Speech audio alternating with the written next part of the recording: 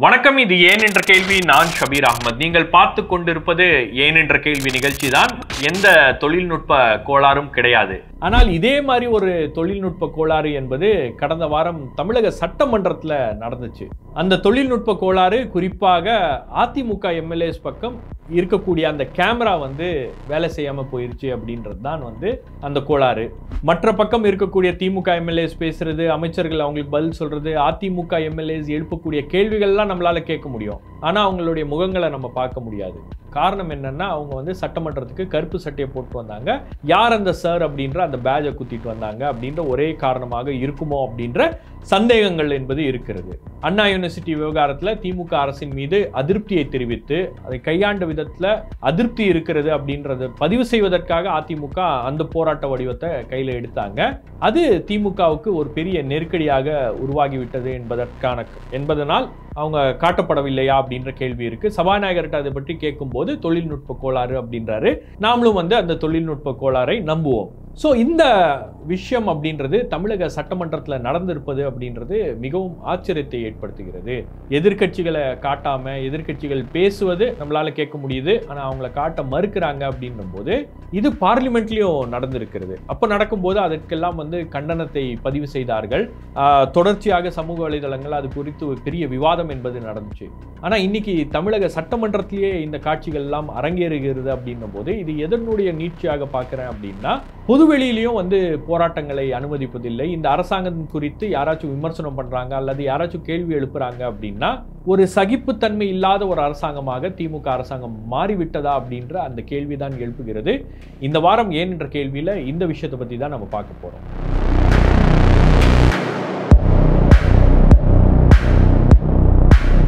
இந்த விஷயத்தை பற்றி பேசுறதுக்கு முன்னாடி ஒரு சின்ன reminder and request. News minute Tamil, news laundry, நாம ஒரு கம்ப்ளீட் ஆட் ஃப்ரீ பிளாட்ஃபார்ம். எந்த விதமான அரசாங்க விளம்பரமோ அரசியல் கட்சிகளுடைய விளம்பரமோ கார்ப்பரேட் ஆட்ஸோ நம்பி இயங்கக்கூடிய ஊடக நிறுவனங்கள் அல்ல. முழுக்க உங்களுடைய ஆதரவோடு இயங்கக்கூடிய ஊடக நிறுவனங்கள். ஆகவேதான் எங்களால் இந்த மாதிரியான பிரச்சனைகளை பற்றி பேச முடிகிறது, இந்த கேள்விகளை எல்லாம் எழுப்ப முடிகிறது, அரசாங்கங்களை பார்த்து கேள்வி கேட்க முடிகிறது, அரசியல்வாதிகள் அதிகாரிகள் செய்கின்ற தவறுகளை சுட்டி காட்ட முடிகிறது.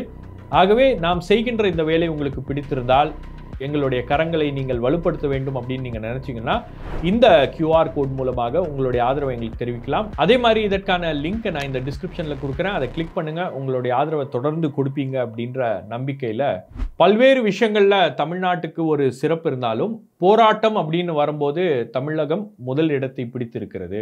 கிட்டத்தட்ட ஆயிரக்கணக்கான போராட்டங்கள் தமிழ்நாட்டில் நடந்திருக்கிறது அப்படின்றதான் தரவுகள் நமக்கு எடுத்து காட்டுகிறது.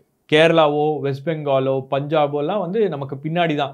போராட்டம் அப்படின்னு வந்தாலே தமிழ்நாடு தான் முதல் இடத்தை பிடித்திருக்கிறது இந்திய மாநிலங்கள்ல. ஸோ அந்த அளவுக்கு போராட்டங்கள், ஜனநாயக பூர்வமாக அமைப்புகள், அரசியல் கட்சிகள் அவங்களுடைய கருத்துக்களை வெளிப்படுத்துவதற்கான ஒரு மாநிலமாக தமிழ்நாடு இருந்திருக்கிறது. இங்க டெமோக்ரஸி ரொம்ப வைப்ரண்டா இருக்கு அப்படின்லாம் சொல்லுவாங்க. ஆனா இன்னைக்கு அதே மாநிலத்துல போராடுகின்றவர்களுக்கு அனுமதி இல்லை, போராட்டங்களுக்கு அனுமதி இல்லை, அரசியல் கட்சிகள் நடத்துகின்ற போராட்டங்களுக்கு அனுமதி இல்லை, காவல்துறை கெடுபிடி ரொம்ப அதிகமா இருக்கு அப்படின்ற குற்றச்சாட்டுகள்லாம் வரும்போது திமுக அரசாங்கத்தை நோக்கி அந்த கேள்விகள் அப்படின்றது எழுகிறது. திமுகவே எதிர்கட்சியாக இருக்கும்போது கடந்த 10 ஆண்டுகள்ல பல்வேறு விதமான போராட்டங்களை நடத்தியிருக்காங்க. ஒரு 2012 இருந்தே எடுத்துக்கிட்டாலும் திமுக நடத்தி இருக்கக்கூடிய பல்வேறு போராட்டங்களுடைய பட்டியல் பார்த்தீங்கன்னா எல்லாமே முக்கியமான போராட்டங்கள், முக்கியமான விஷயங்கள்ல திமுக களத்துல இருந்து போராடி இருக்கிறது. உதாரணத்துக்கு சொல்ல போனா 2012ஆம் ஆண்டு முதல் அவங்க எலக்ட்ரிசிட்டி டாரிஃப் ஹைக் போராடி இருக்கிறார்கள். கூடங்குளம் பிரச்சனை தொடர்பாக போராடி இருக்கிறார்கள். அதுக்கப்புறம் மின்வெட்டுக்கு எதிராக போராடி இருக்கிறார்கள். அப்புறம் சென்னையில் நடந்த அந்த மழை வெள்ள பிரச்சனை தொடர்பாக போராடி இருக்கிறார்கள். அரசாங்க ஊழியர்களுக்கு ஊதியம் சரியாக வழங்கப்படவில்லை, அவங்களுடைய ஊதிய உயர்வு தேவை அப்படின்னு அதற்கு ஆதரவாக திமுக களமிறங்கி இருக்கிறது. காவேரி பிரச்சனைக்காக போராடி இருக்கிறது, நீட்டுக்கு எதிராக போராடி இருக்கிறது, டாஸ்மாக் எதிராக போராடி இருக்கிறது, உள்ளாட்சி தேர்தல் நடத்தப்படவில்லை அப்படின்றதுக்காக போராட்டம் நடத்தி இருக்கிறது, விவசாயிகளுக்கு ஆதரவாக துணை நின்று போராடி இருக்கிறது, அப்புறம் ஸ்டெர்லைட்டுக்கு எதிராக போராடி இருக்கிறது, தூத்துக்குடி துப்பாக்கி சூடுக்கு களத்துல போய் நின்று போராடி இருக்கிறது, இங்க இருக்கக்கூடிய சென்னையில வசிக்கக்கூடிய பூர்வக்குடி மக்களை வெளியேற்றுகிறார்கள் அப்படின்னும் போது அதற்காகவும் அவங்க போராடி இருக்காங்க. அப்புறம் 8 வழி சாலைக்கு எதிராக போராடி இருக்காங்க, ஊழலுக்கு எதிராக போராடி இருக்காங்க, சிஏஏ என்ஆர்சிக்கு எதிராக களத்தில் இறங்கி திமுக போராடி இருக்கிறது, பொள்ளாச்சி பாலியல் வன்கொடுமைக்கு எதிராக போராடி இருக்கிறது, சாத்தான்குளத்தில் நடந்த பென்னிக்ஸ் ஜெயராஜுக்கு நடந்த அந்த கொடூரத்துக்கு எதிராக திமுக குரல் கொடுத்து போராடி இருக்கிறது. ஸோ இந்த போராட்டங்கள் எல்லாமே வந்து திமுக தான் பிளான் பண்ணி பண்ணிச்சா அப்படின்னா கிடையாது. பல்வேறு அரசியல் அமைப்புகள், சமூக அமைப்புகள், சமூக செயற்பாட்டாளர்கள், அதுக்கப்புறம் என்வாயன்மெண்டலிஸ்ட், இவங்க எல்லாம் சேர்ந்து தான் ஒவ்வொரு இஷ்யூவை வந்து அங்கங்கே இருக்கும்போது அந்த இஷ்யூக்கு திமுக ஆதரவு கொடுத்து போராடினார்கள், துணை நின்று போராடினார்கள். இந்த பிரச்சனைகள்லாம் வந்து போராட்டம் நடத்தினதுனால தீந்துருச்சா அப்படின்னா, அந்த பிரச்சனைலாம் சரியாயிருச்சா அப்படின்னா அது வேற ஒரு டாபிக், வேற ஒரு டிஸ்கஷன். பட் அதே சமயத்தில் இந்த போராட்டங்கள்லாம் நடத்ததின் விளைவு திமுகவுக்கு தான் அது வந்து அரசியல் லாபமாக மாறியது. திமுக ஆட்சிக்கு வந்தது. திமுக ஆட்சிக்கு வந்ததுக்கு பிறகு இந்த மாதிரி போராட்டங்கள்லாம் அவங்க வந்து அனுமதிப்பாங்க அப்படின்ற ஒரு நம்பிக்கை அப்படின்றது இருந்துச்சு. எல்லாருக்கும் அந்த நம்பிக்கை அப்படின்றது இருந்துச்சு. ஆனா இன்னைக்கு அந்த நம்பிக்கையை திமுக பூர்த்தி செய்திருக்கிறதா அப்படின்னு பாத்தீங்கன்னா அங்கதான் வந்து ஒரு பெரிய டிசப்பாயின்மெண்ட் இருக்கு. நாம பல ஆக்டிவிஸ்ட் தொடர்பு கொண்டு பேசும்போது அவங்க சொல்ற விஷயங்கள்லாம் வந்து ஒரு போராட்டத்துக்கு அனுமதி வாங்குறதே ஒரு பெரும்பாடாக இருக்கிறது. காவல்துறை வந்து எந்த அளவுக்கு அனுமதி மறுக்க முடியுமோ அந்த அளவுக்கு அனுமதி மறுக்கிறாங்க. ஏன்னா ஒரு காலத்துல திமுக நடத்திய அத்தனை போராட்டங்களுக்கும் துணை நின்று ஆதரவாக நின்று போராடிய அமைப்புகளுக்கே இன்னைக்கு வந்து அனுமதி என்பது மறுக்கப்படுகிறது. உதாரணத்துக்கு சொல்ல போனோம்னா டெல்லிக்கு போய் போராடின ஐயா கண்ணு, அவரை தொடர்பு கொண்டு நான் பேசும்போது அவர் சொல்றாரு, இன்னைக்கு கூட நான் டெல்லிக்கு போய் போராடுறேன் அப்படின்னா என்ன ஹவுஸ் அரெஸ்ட்ல வச்சிடறாங்க. இந்த மாதிரி பல முறை ஹவுஸ் அரெஸ்ட்ல அவரை வச்சிருக்காங்க. ஏன்னா அவர் டெல்லிக்கு போய் போராடினது இந்தியா முழுவதும் பெரிய கவனத்தை ஈர்த்தது, ஒரு பெரிய சர்ச்சையாக மாறுச்சு. மோடி அரசாங்கத்துக்கு எதிராக ஒரு பெரிய அதிருப்தி என்பது உருவாச்சு. ஊடகங்கள்லாம் அது பெரிய அளவுக்கு கவரேஜ் ஆகுது அப்படின்னோடனே அவங்களே கொஞ்சம் டிஸ்டர்ப் ஆகி இப்போ ஐயா கண்ணு டெல்லிக்கு போனார்னா டெல்லிக்கு போறதுக்கு முன்னாடி அவரை வந்து ஹவுஸ் அரெஸ்ட்ல வச்சிடறாங்க. கிட்டத்தட்ட சில சமயம் அவர் சொல்றாரு, நான் 50 நாள்லாம் ஹவுஸ் அரெஸ்ட்ல இருந்திருக்கேன். கிட்டத்தட்ட ஒரு 100 போலீஸ் எங்க வீட்டு வாசல்ல போட்டுருவாங்க, ஏசி, இன்ஸ்பெக்டர், டிசி எல்லாருமே வந்துருவாங்க. ஸோ அந்த அளவுக்கு ஒரு நெருக்கடி அப்படின்றது இருக்கு. அதே போல கோபேக் மோடி போராட்டம் பெரிய அளவுக்கு அந்த போராட்டத்தை முன்னெடுத்தது திமுக தான். திமுகவுடைய பிரம்மாஸ்திரம் அப்படின்னு கூட சொல்லலாம். ஸோ அந்த அளவுக்கு அந்த போராட்டத்தை திமுக முன்னெடுத்துட்டு, அதாவது இந்தியாவில் கோபேக் மோடி அப்படின்னு ட்விட்டர்ல ட்ரெண்ட் ஆகுது அப்படின்னா இன்னைக்கு மோடி தமிழ்நாட்டில் இருக்காரு அப்படின்னு அர்த்தம். ஸோ அந்த அளவுக்கு இந்த போராட்டம் வந்து தமிழ்நாட்டுடைய ஒரு அடையாளமாக மாறியது. மற்ற மாநிலங்களிலும் வந்து இந்த கோபேக் மோடி போராட்டத்தை ஃபாலோ பண்ணாங்க. திமுக ஆட்சி வந்ததுக்கு பிறகு அந்த கோபேக் மோடி போராட்டத்தை காங்கிரஸ் நடத்தணும் அப்படின்னு முடிவு பண்ணும்போது காங்கிரஸ் உடைய தலைவர் ரஞ்சன்குமார் வீட்டு காவலில் வைக்கப்பட்டார். கருப்பு பலூனை பறக்க விடுவேன் அப்படின்னு தான் சொன்னாரு. வீட்டு காவலில் பலூனையும் பிடிச்சிட்டாங்க, அவரையும் பிடிச்சிட்டாங்க, வீட்டு காவலில் உட்கார வச்சுட்டாங்க. ஸோ அந்த அளவுக்கு ஒரு நெருக்கடி அப்படின்றது உருவாகி இருக்கிறது. காவல்துறை அந்த அளவுக்கு ஒரு நெருக்கடி கொடுக்குறாங்க. பல விஷயங்களுக்கு வந்து இந்த போராட்டத்துக்கான அனுமதி என்பது மறுக்கப்படுகிறது. உதாரணத்துக்கு சொல்ல போனோம்னா உங்களுக்கு பாலஸ்தீன் இஷ்யூல போராட அனுமதி மறுக்கிறாங்க. அதே மாதிரி உங்களுக்கு வந்து சிவகாசி பட்டாசாலை பிரச்சனை விவகாரம் தொடர்பாக போராட அனுமதி மறுக்கிறாங்க. அதே போல தலித் இஷ்யூஸ் தொடர்பாக போராட்டம் நடத்த வேண்டும் அப்படின்னா அனுமதி மறுக்கிறாங்க. வேங்க வயலுக்கு போய் தமிழ்நாடு அன்டச்சபிலிட்டி ஃப்ரண்ட் சார்பாக பார்க்கணும் அப்படின்னு போகும்போது அவங்களையும் வந்து தடுத்து நிறுத்தினாங்க, அனுமதி என்பது மறுக்கப்பட்டுச்சு. ஸோ இந்த அளவுக்கு வந்து ஒரு விதமான ஒரு நெருக்கடி அப்படின்றது தொடர்ந்து இருந்து கொண்டே இருக்கிறது. பிடிச்சிட்டு இழுத்துட்டு போய் பஸ்ல ஏத்துறது, வண்டியில ஏத்துறது, இந்த மாதிரியான நடவடிக்கைகள் எல்லாம் வந்து நம்மளால ஜனநாயகபூர்வமாக ஒரு விஷயத்துக்கு எதிர்ப்பு தெரிவித்து அல்லது ஒரு விஷயத்தை வந்து வெளியே கொண்டு வரணும் அப்படின்றதுக்காக போராட்டம் நடத்துவதற்கே நமக்கு வந்து பயமாக இருக்கிறது. பெரிய பெரிய கட்சிகள்லாம் வந்து நீதிமன்றத்துக்கு போய் வந்து பெர்மிஷன் வாங்குறதுக்கு முயற்சி பண்றாங்க. பட் சின்ன சின்ன அமைப்புகள் போராட்டம் மூலமாக தான் அரசாங்கத்துடைய கவனத்தை ஈர்க்க முடியும். அரசாங்க ஊழியர்கள் போராட்டம் மூலமாக தான் அரசாங்கத்துடைய கவனத்தை ஈர்க்க முடியும். ஸோ இவங்களை எல்லாரையும் வந்து போட்டு நெருக்கிறதுனால அவங்களால நீதிமன்றத்துக்கும் போக முடியல. நீதிமன்றத்துக்கு போனா நீதிமன்றமும் வந்து போராட்டத்துக்கு எப்போ வேணா அனுமதி கொடுக்கணுமா அப்படின்ற மாதிரிலாம் வந்து கேள்விகள் அப்படின்றது எழுது. அப்படின்னும் போது முதல்ல அவங்ககிட்ட பணம் இல்லை, ரெண்டாவது போவதற்கான அந்த சூழல் அப்படின்றதெல்லாம் வந்து கிடையாது. ஸோ இந்த அளவுக்கு ஒரு நெருக்கடி அப்படின்றதே இருந்துட்டு இருக்கு. முதல் முறையாக விவசாயிகள் மீது குண்டாஸ் போடப்பட்டுச்சு. மேல்மா சிப்காட்டுக்கு எதிராக போராடுகின்ற விவசாயிகள் இன்னும் அந்த போராட்டம் நடந்துட்டு இருக்கு. இன்னுமே அவங்க அந்த ஊரை விட்டு வெளியே வராத அளவுக்கு வந்து காவல்துறை கெடுபடி அப்படின்றது இருக்கு. 100 நாள் போராட்டம், 150 நாள் போராட்டம் அப்படின்னா நாங்கள் கலெக்டர் ஆஃபீஸில் போய் மனு கொடுக்குறோம்னா தடுத்து நிறுத்துறாங்க. போராட்டத்துக்கு அனுமதி கிடையாது, அங்கே போக முடியாத ஒரு சூழல் அப்படின்றது ஏற்படுத்தியிருக்காங்க. பரந்தூர்லையும் அதே மாதிரியான ஒரு நிலை. கிட்டத்தட்ட 800 நாட்களாக அந்த போராட்டம் என்பது நடந்து கொண்டு இருக்கிறது. அந்த ஊர் மக்கள்லாம் ஒன்று கூடி அந்த ஊர்லேருந்து வெளியே வர முடியாத ஒரு சூழல் அப்படின்றது உருவாகி இருக்கு. பட் இதெல்லாம் வந்து யாருமே பேசுறது இல்ல. அரசியல் கட்சிகள் பேசணும், எதிர்க்கட்சிகள் பேசணும். எதிர்க்கட்சிகளுக்கே இன்னைக்கு வந்து போராடுவதற்கு அனுமதி இல்லை. அண்ணா யூனிவர்சிட்டி விவகாரத்துல பாத்தீங்கன்னா எந்த எதிர்க்கட்சிக்கும் வந்து சென்னையில போராட்டம் நடத்துவதற்கு அனுமதி இல்லை. அனுமதியை மீறி தான் வந்து அனுமதி கொடுக்கல அப்படின்னா மீறி தான் அவங்க வந்து போராட்டம் நடத்துறாங்க. அந்த போராட்டம் நடத்தும் போதும் பாத்தீங்கன்னா உங்களுக்கு வந்து தள்ளுமுள்ளு ஆயிருது. ஏன்னா கிளியர் இன்ஸ்ட்ரக்ஷன்ஸ் கொடுக்கப்படுகிறது. இந்த தலைவர் மீடியாட்ட பேசிடக்கூடாது.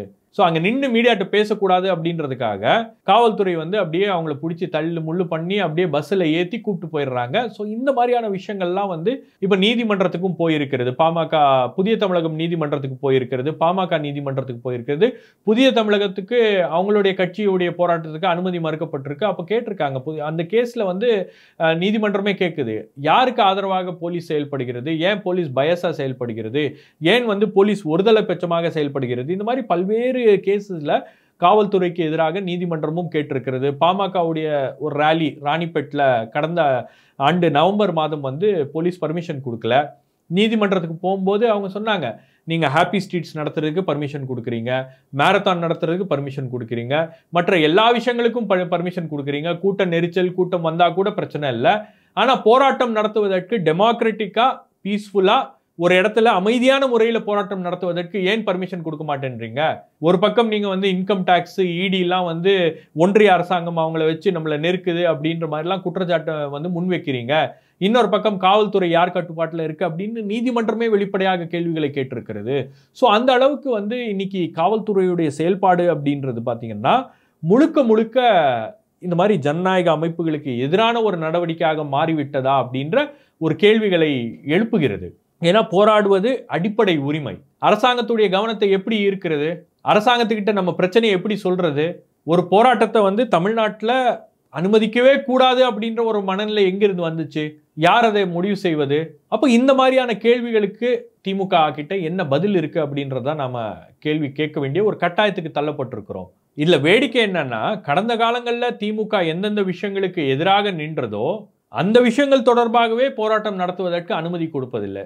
அதானி விவகாரம் தொடர்பாக அறப்போர் இயக்கம் நாங்க வந்து ஒரு போராட்டம் நடத்தணும், அதானி ஊழல்கள்ல விசாரணை ஏன் நடத்தப்படவில்லை அப்படின்ற அந்த கேள்விகளோட அதானி சம்பந்தமா பல்வேறு ஸ்டோரிஸை எக்ஸ்போஸ் பண்ணியிருக்கக்கூடிய பத்திரிகையாளர் ரவி நாயரை கூப்பிட்டு ஒரு கண்டன ஆர்ப்பாட்டம் வந்து இதுல நடத்தணும் அப்படின்னு முடிவு பண்ணாங்க வள்ளுவர் கோட்டத்தில் சண்டே காலையில்.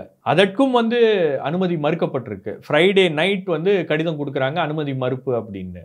ஏன்னா சண்டே மார்னிங் அந்த போராட்டம் நடந்தால் அங்கே வந்து க்ரௌடு கூடிரும், க்ரௌடு கூடினா சட்டம் ஒழுங்கு பிரச்சனை வந்துடும் அப்படின்றாரு. அப்போ இந்த அளவுக்கு வந்து ஒரு மோசமான சூழல் அப்படின்றது ஏற்பட்டிருக்கிறது. யாருமே வந்து அந்த போராட்டத்தில் திமுக அரசாங்கத்துக்கு எதிராகவும் கேள்விகள் எழுப்பப்படும். அப்போ அந்த கேள்விகளை எல்லாம் எதிர்கொள்ள இந்த அரசாங்கம் தயாராக இல்லையா, அதனால தான் இந்த போராட்டங்களை முடக்கிறாங்களா அப்படின்ற அந்த கேள்விகள் அப்படின்றது நியாயமாக எழுகிறது. ஸோ அதனால தான் அரசியல் கட்சிகளுடைய போராட்டங்களோ பல்வேறு அமைப்புகளுடைய போராட்டங்களுக்கெல்லாம் வந்து அனுமதி மறுக்கப்படுகிறது. அதே மாதிரி உங்களுக்கு சென்னையில் போராட்டம் பண்ணுறதுக்கு ரெண்டோ மூணு இடங்கள் தான், வேற எந்த இடங்கள்லையும் நீங்கள் போராட்டம் பண்ண முடியாது. ஒன்று வள்ளுவர் கோட்டம், இன்னொன்று வந்து சைதாப்பேட் பனங்கல் மாளிகை, அதுக்கப்புறம் ராஜரத்னம் ஸ்டேடியம். வேற எங்கேயுமே வந்து உங்களுக்கு போராடுவதற்கு அனுமதி இல்லை. நீங்கள் ஒரு பேரணி எடுத்துகிட்டு போனாலே வந்து அந்த குறுக்கில் அந்த கூவமாத்துக்கு ஓரமாக இருக்கக்கூடிய ஒரு சந்து, அந்த சந்தில் போனீங்கன்னா அங்கே தான் வந்து பேரணியை நடத்துவதற்கு அனுமதி. அங்கே பேரணி நடத்தினா பேரணி நடந்த மாதிரியே தெரியாது. அப்போ இந்த அளவுக்கு வந்து ஒரு நெருக்கடி அப்படின்றது காவல்துறையை உருவாக்கி வச்சிருக்கு. அது திமுக ஆட்சியிலே நடக்குது அப்படின்னும் போது அதனுடைய ஒரு தொடர்ச்சி தான் வந்து சட்டமன்றத்தில் எந்த பிரச்சனை குறித்து பேசினாலும் இப்போ அங்கேயே வந்து பிளாக் அவுட் பண்ண ஆரம்பிச்சிட்டாங்க. அங்கேயே அதை காமிக்கிறது இல்லை. கருப்பு சட்டை பேட்ச் போட்டுட்டு வந்தாங்க அப்படின்ற ஒரே காரணத்துக்காக முழுக்க முழுக்க அவங்களுடைய விஷுவல்ஸ் வெளியே வராத அளவுக்கு பார்த்துக்கிறாங்க அப்படின்னா இது என்ன மாதிரியான ஒரு மனநிலை? இதை முழுக்க முழுக்க ஒரு ஜனநாயக விரோத நடவடிக்கை அப்படின்னு சொல்லுவதை தவிர வேற வார்த்தைகள்ல இதை வர்ணிக்கவே முடியாது. அப்போ அந்த அளவுக்கு இன்னைக்கு திமுக அரசாங்கம் இறங்கி போயிருக்கு. டெஸ்பரேட் ஆயிட்டாங்களா, யாருமே நமக்கு எதிராக பேசக்கூடாது, யாரையும் பேச விட்டுறக்கூடாது அப்படின்ற மனநிலைக்கு அவங்க போயிட்டாங்களா அப்படின்ற அந்த கேள்விகள் தான் வந்து நமக்கு எழுப்ப தோணுகிறது. இப்போ ஒரு உதாரணத்தை காமிக்கிறேன். இந்த விஷுவல்ல நீங்க பாருங்க, ஓம் பிர்லா எதிர்கட்சி பேசிட்டு இருக்காங்க பார்லிமெண்ட்ல, ஓம் பிர்லாவுடைய முகம் காமிக்கப்படுது. இன்னொரு பக்கம் அதே மாதிரி அதிமுக எம்எல்ஏஸ் பேசுறாங்க, ஸ்பீக்கர் அப்பாவுடைய முகம் காமிக்கப்படுகிறது. என்ன வித்தியாசம்? அவங்க என்ன பண்றாங்களோ அதே தான் நீங்களும் பண்றீங்க அப்படின்ற அந்த விமர்சனம் எழதான் செய்யும், எழ வேண்டும். அரசாங்கத்துக்கு நம்மளுடைய பிரச்சனைகளை எடுத்து சொல்வதற்கு போராட்டம் ஒரு வடிவம்னா அந்த வடிவம் தான் அதை பாதுகாக்க வேண்டும். அதை அரசாங்கம் எடுத்துக்க கூடாது அப்படின்றது தான் இங்க இருக்கக்கூடிய மிக முக்கியமான விஷயம். அதை எந்த வகையிலும் அரசாங்கம் அதை மூடி மறைப்பதற்கோ அல்லது அந்த அந்த அந்த விஷயத்தை முற்றிலுமாக ஒழித்து விட வேண்டும் அப்படின்னு நினைச்சாங்கன்னா அதை எதிர்த்து கேள்வி கேட்பதும் குரல் கொடுப்பதுதான் நம்மளுடைய கடமை. அல்ல இன்னொரு கொடுமையும் நடக்குது. அரசாங்க நிகழ்ச்சிகள்ல கவர்னருடைய நிகழ்ச்சிகள்ல தான் இது நடந்துட்டு இருந்துச்சு. இப்போ அரசாங்க நிகழ்ச்சிகள்ல முதலமைச்சர் கலந்து கொள்கின்ற நிகழ்ச்சிகள்ல நீங்க பிளாக் கலர் துப்பட்டா போட்டீங்கன்னா எடுத்து வச்சிடறாங்க, பேக் போட்டீங்கன்னா எடுத்து வச்சிடறாங்க, சட்டை போடக்கூடாது. அப்போ எந்த அளவுக்கு என்ன பயம் உங்களுக்கு? கருப்பு கலர் சட்டை போட்டுட்டு திமுக பலமுறை போராட்டம் பண்ணியிருக்கு. பலமுறை அசெம்பிளிக்குள்ள அவங்க கருப்பு சட்டையை போட்டு வந்திருக்காங்க. அசெம்பிளிக்குள்ள குட்கா கொண்டு வந்த கேஸே திமுக மீது இருக்கு. ஏன்னா அந்த ஸ்டோரியில அந்த குட்கா ஸ்கேம் நடக்கும்போது அதெல்லாம் ஒரு வீரியமான போராட்டத்தை முன்னெடுத்தது திமுக. ஆனா இன்னைக்கு அவங்க என்னென்ன விஷயங்கள்லாம் பண்ணாங்களோ அதையே மூடி மறைக்க வேண்டும், அதையே வெளியே தெரியக்கூடாது அப்படின்ற அடிப்படையில் திமுக அரசாங்கம் செயல்படுவது அப்படின்றது எப்படி நியாயமாக இருக்க முடியும்? இதை கண்டும் காணாமலும் எப்படி இருப்பது? இதை எப்படி கடந்து போவது அப்படின்றது தான் நமக்கு புரியல. முதலமைச்சர் மு.க.ஸ்டாலின் அவருடைய தேர்தல் அஃபிடவிட்டை போய் எடுத்து பார்த்தீங்கன்னா அவர் மீது தமிழகம் முழுவதும் பல்வேறு விதமான வழக்குகள் இருக்கு. அதுல நிறைய வழக்குகள் எது தொடர்பாக இருக்கிறது அப்படின்னா அவரே அதுல குறிப்பிடுறாரு. பொதுமக்களுக்கான அரசியல் போராட்டங்களின் போது சட்டங்களை மீறியதாக பதியப்பட்ட வழக்குகள். அப்போ போராட்டங்கள் அப்படின்ற ஒரு விஷயத்தை நம்புகின்ற ஒரு முதலமைச்சர், அதை முன்னெடுத்திருக்கக்கூடிய ஒரு முதலமைச்சர், அந்த போராட்டங்கள் மூலமாக மக்களுக்கு தீர்வு காண முடியும், பொதுமக்களுக்கான ஒரு அரசியல் அப்படின்னு நினைக்கக்கூடிய ஒரு முதலமைச்சர் இன்னைக்கு அவருடைய ஆட்சி காலத்திலேயே போராட்டங்களுக்கு அனுமதி மறுப்பு அப்படின்னு வருவது என்பது ஒரு மிகப்பெரிய வெட்கக்கேடு. ஒரு பக்கம் திமுக பாசிசத்தை எதிர்க்கிறோம் அப்படின்னு சொல்லிட்டு கடுமையா களத்துல இருந்து போராடிட்டு இருக்கோம் அப்படின்னு சொல்லக்கூடிய ஒரு கட்சியே இன்னைக்கு ஒரு பாசிச மனநிலையோடு செயல்படுவதை எப்படி அனுமதிக்க முடியும்? இதை விட ஒரு வெட்கக்கேடு இருக்க முடியுமா அப்படின்றதான் இங்க இருக்கக்கூடிய மிக முக்கியமான கேள்வி. வேறொரு நிகழ்ச்சியில் உங்களை சந்திக்கிறேன். நன்றி, வணக்கம்.